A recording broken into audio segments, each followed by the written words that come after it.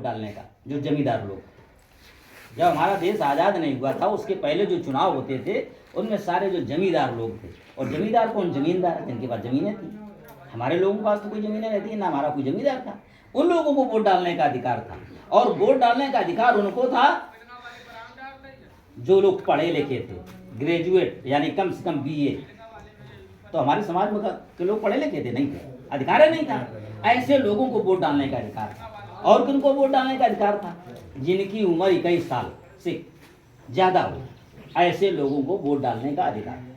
बाबा साहब ने सोचा कि जब ऐसे लोगों को वोट डालने का अधिकार रहेगा इस देश में, ना हमारे लोग ग्रेजुएट हैं, ना हमारे लोग जमींदार हैं, और 21 वर्ष की आयु तो ज़्यादातर लोगों की हो ही जाती है, जब जन्म लेते हैं तो होती है। बाबा साहब ने सोचा कि समय रहते इसको बदलना चाहिए।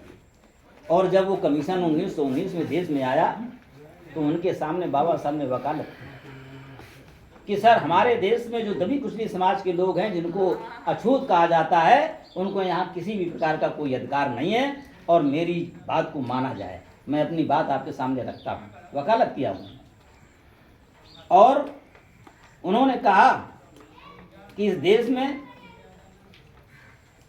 जो ये व्यवस्था है इसको खत्म होनी चाहिए। उस व्यक्ति को वोट डालने का अधिकार होना चाहिए जिसकी आयु 18 साल, जिसकी आयु, ये बाबा साहब की देन है जो 18 साल की आयु की बात में वोट डालने का अधिकार मिल रहा है। और इसमें कोई भी प्रतिबंध नहीं होना चाहिए, ना तो जमींदार हो उसका कोई प्रतिबंध नहीं है, शिक्षा कितनी है उसका भी कोई प्रबंध नहीं, कोई प्रतिबंध नहीं होना चाहिए।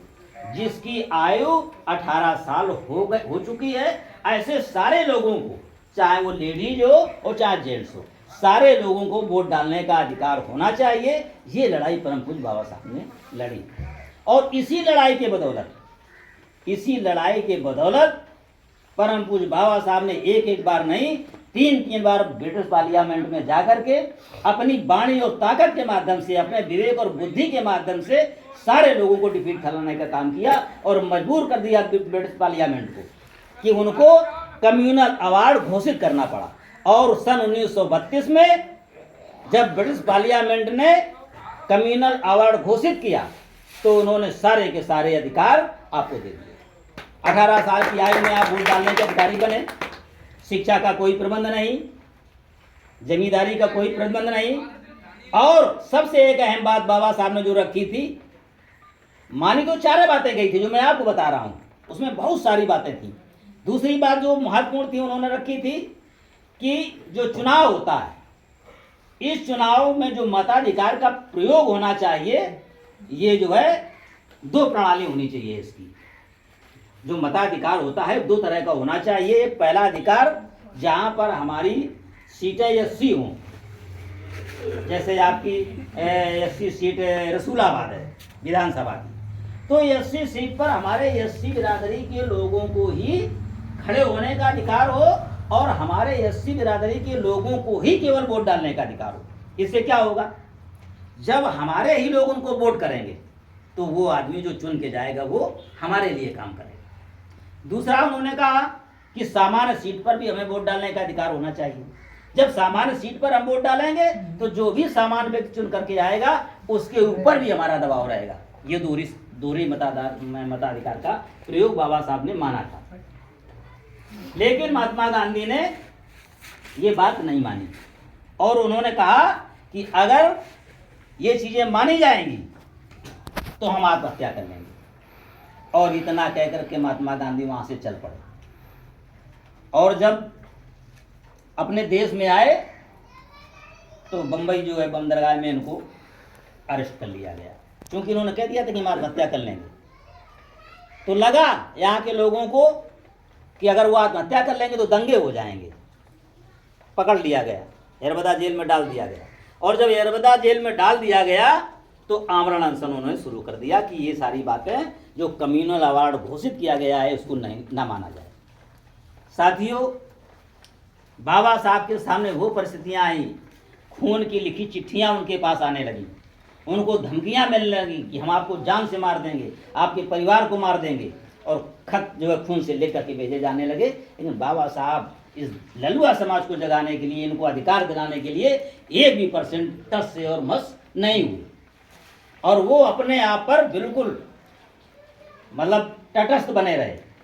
परिणाम का निकला, जब लोगों ने जाना, इन सामंतवादियों लोगों ने जान लिया, समझ लिया, इस गांधी एंड कंपनी के लोगों ने जान लिया और समझ लिया कि बाबा साहब मानने वाले नहीं हैं, तो पूना जैसे शहर में, पटना जैसे शहर में, कानपुर में, जाने कितनी जगह, बनारस में हमारे इस गरीब और लुआ समाज की बस्तियां जलाने का लोगों ने काम शुरू कर दिया, आग लगाने का काम शुरू कर दिया।